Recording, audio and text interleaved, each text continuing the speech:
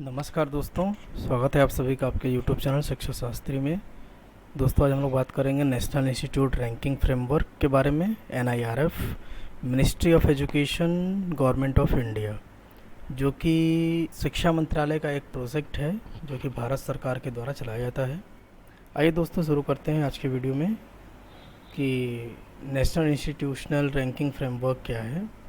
इसको हम राष्ट्रीय संस्थागत रैंकिंग फ्रेमवर्क के नाम से भी जानते हैं। राष्ट्रीय संस्थागत रैंकिंग फ्रेमवर्क NIRF को मानव संसाधन विकास मंत्रालय द्वारा 29 सितंबर 2015 को अनुमोदित और लॉन्च किया गया था। यह ढांचा देश भर के संस्थानों को रैंक प्रदान करने के लिए एक कार्यप्रणाली की रूपरेखा तैयार करता है। विभिन्न विश्वविद्यालयों और संस्थानों की रैंकिंग के लिए व्यापक मानदंडों की पहचान करने के लिए शिक्षा मंत्रालय के द्वारा गठित एक कोर समिति द्वारा व्यापक समझ के लिए कार्यप्रणाली समग्र सिफारिशें से प्राप्त होती है।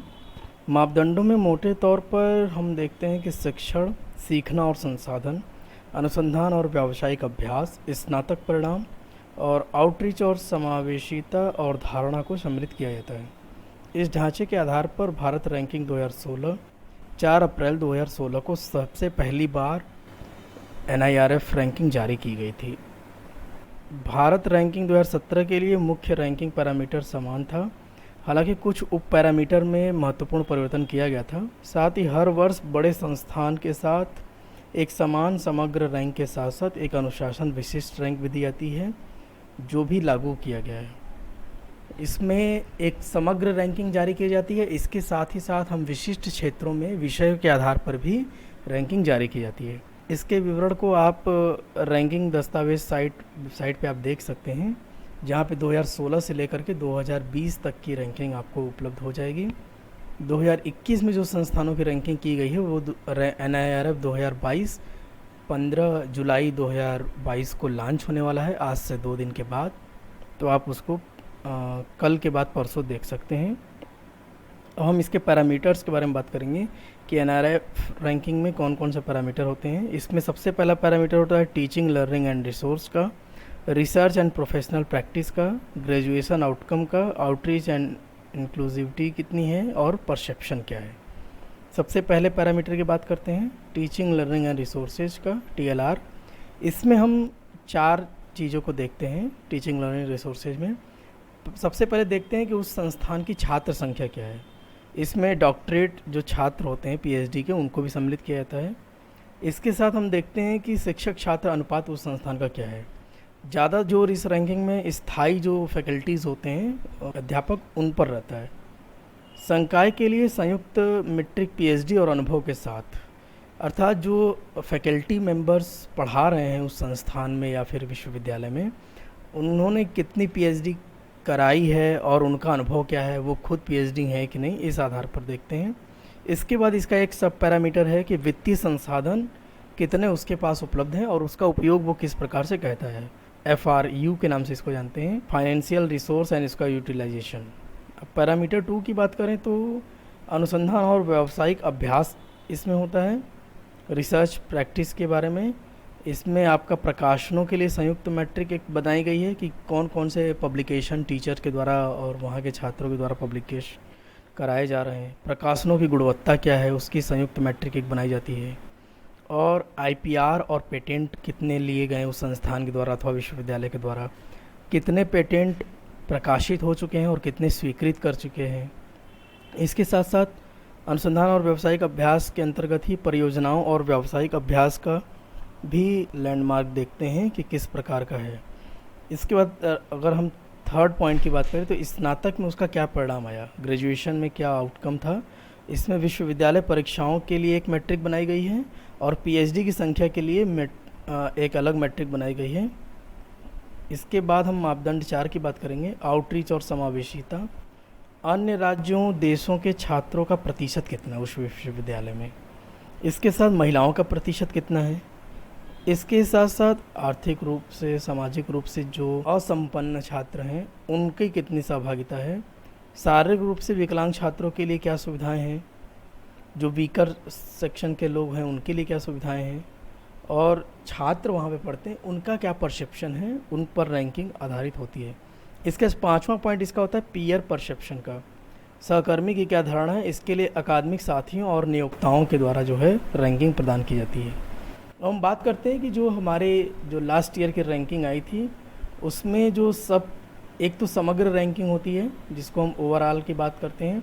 इसके अलावा भी कई सारे फील्ड के रैंकिंग होते हैं जिसमें कि आपकी यूनिवर्सिटी का अलग होता है, इंजीनियरिंग कॉलेज का अलग होता है, मैनेजमेंट का अलग होता है, फार्मेसी का अलग होता है, कॉलेज वाइज जो मतलब वित्त पोषित और वित्त पोषित जो महाविद्यालय चल रहे हैं उनके अलग रैंकिंग जारी की जाती है। मेडिकल की जो विश्वविद्यालय हैं या फिर मेडिकल के जो संस्थान हैं उनकी रैंकिंग अलग जारी की जाती है, लॉ की, आर्किटेक्चर की और डेंटल की। इस प्रकार से हम देख रहे हैं कि 10 भागों में रैंकिंग जारी की जाती है। इसी प्रकार 2021 के लिए देखते हैं कि विषयवार कार्यप्रणाली में कौन कौन से आते हैं। एक तो पहली रैंकिंग जो है समग्र जारी की जाएगी, फिर इंजीनियरिंग का, प्रबंधन का, फार्मेसी का, कॉलेज का, आर्किटेक्चर, कानून, मेडिकल, डेंटल और शोध, इस आधार पर रैंकिंग जारी की जाएगी। अब हम लोग बात करते हैं कि जो ये रैंकिंग जारी की जा रही है, जो नैक के द्वारा चयन होता है उसमें और रैंकिंग में क्या अंतर है, क्या होता है एक्रेडिटेशन और क्या होता है रैंकिंग। तो प्रत्यायन के बारे में आप समझ लीजिए कि प्रत्यायन समग्र रूप से किसी संस्था का हर 5 साल के बाद होता है और एक ही व्यापक मूल्यांकन होता है, जबकि रैंकिंग जो होता है वो हर वर्ष जारी किया जाता है। दूसरी बात, प्रत्यायन जो है वो पूर्ण ग्रेड देता है, यानी कि ए ग्रेड, A++, B++ ऐसे देता है, जबकि रैंकिंग जो होता है हर संस्थान के लिए वो अन्य संस्थानों के सापेक्ष उसका क्या पोजीशन है, ये एक तरह से पोजीशनल है। ये कोई आकलन नहीं है बल्कि वो दूसरे संस्थान से कितना बेहतर है, इस आधार पर रैंकिंग जारी की जाती है। अब कुछ और प्रश्नों को देख लेते हैं कि रैंकिंग और प्रत्यायन के संबंध में। जब पहले से ही हमारी प्रत्यायन हो चुका है तो क्या रैंकिंग भी ज़रूरी है? जैसा कि मैंने आपको बताया कि प्रत्यायन 5 वर्षों में एक बार की घटना होती है, जबकि ये संस्थान अपने वार्षिक प्रदर्शन में मतलब ऊपर और नीचे भी हो सकते हैं।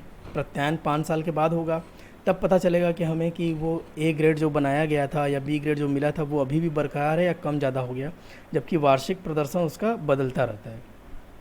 इसके साथ साथ जो भी उसके स्टेक होल्डर हैं, अध्यापक, विद्यार्थी और जो गार्जियन हैं, वह यह जानने में रुचि रखते हैं कि संस्था प्रत्येक वर्ष के अंत में कितना बेहतर हो रही है या कितना खराब प्रदर्शन कर रही है। दिए गए प्रदर्शन पर पिछले 1 साल में संस्थान द्वारा किए गए कार्यों पर राष्ट्र और उसके जो स्टेक होल्डर हैं उनके लिए रैंकिंग एक वार्षिक रिपोर्ट कार्ड होती है।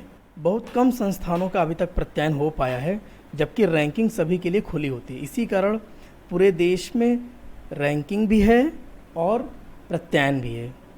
अब एक प्रश्न और पूछा जाता है कि क्या एक संस्थान का जिसका प्रत्यायन में ग्रेड खराब हो गया था उसे अच्छी रैंक मिल सकता है अथवा नहीं। इसके विपरीत हो सकता है कि मान्यता मिलने के बाद संस्थान फिसल जाए, किसी को प्रत्यायन हो जाए और उसको ग्रेडिंग मिल जाए तो उसके बाद वो ऊपर और नीचे हो सकते हैं या बेहतर ही प्रदर्शन कर सकते हैं, जबकि रैंकिंग हर वर्ष का प्रदर्शन होता है। अब एक प्रश्न और उठता है कि क्या प्रत्येक संस्थान द्वारा जो दिखाया गया स्कोर है वो उनके प्रदर्शन को दर्शाता है अथवा नहीं। तो ये जान लीजिए कि यह स्कोर एक सापेक्ष स्कोर है, कोई निरपेक्ष स्कोर नहीं है। इसलिए यह कथन कि असफल अंकों वाली संस्था को शीर्ष 100 स्थान दिया गया है, यह गलत है। यह एक पूर्ण स्कोर नहीं है। प्रत्येक पैरामीटर में लॉग फंक्शन का उपयोग करके परसेंटाइल स्कोर प्राप्त किया गया है। अब ये सवाल उठता है कि जिस डाटा के आधार पर रैंकिंग की जाती है वो कितना अच्छा होता है। तो आपको बता दें कि संस्थानों ने डेटा सही होने की पुष्टि करते हुए अपने डेटा को भेजते हैं, फिर भी डेटा के सत्यापन के संदर्भ की जांच की जाती है। जैसे यदि किसी का वार्षिक शुल्क 10 लाख रुपए है और संस्था दावा करे कि 80% छात्र आर्थिक रूप से पिछड़े वर्ग के हैं, तो ये असंगति है। NIRF ऐसे डेटा और संस्था को अन्य नियामक डेटा के साथ भी जांचता है। अनुसंधान से संबंधित अधिकांश डेटा जिसका बड़ा महत्व है, तीसरे पक्ष जैसे कि स्कोपस या वेब ऑफ साइंस जैसे प्रमाणिक स्रोतों से लिया जाता है। यह डेटा निश्चित रूप से एक मान्य होता है और सही होता है। हमें NIRF स्कोर को इस बात के साथ प्रतिबिंब के रूप में समझना चाहिए कि संस्थान समान रैंकिंग की जो श्रेणी होती है अन्य संस्थानों की तुलना में कहाँ खड़े हैं। तो दोस्तों, ये NIRF के बारे में हमने संपूर्ण जानकारी आपको दिया। अब 15 जुलाई को जब ये संस्थानों की रैंकिंग जारी की जाएगी तो आपको विस्तृत डेटा प्रस्तुत करेंगे। आपने इस वीडियो के लिए समय दिया, आपका बहुत बहुत आभार।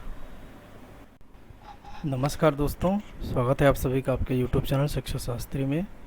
दोस्तों, आज हम लोग बात करेंगे नेशनल इंस्टीट्यूट रैंकिंग फ्रेमवर्क के बारे में, NIRF, मिनिस्ट्री ऑफ एजुकेशन।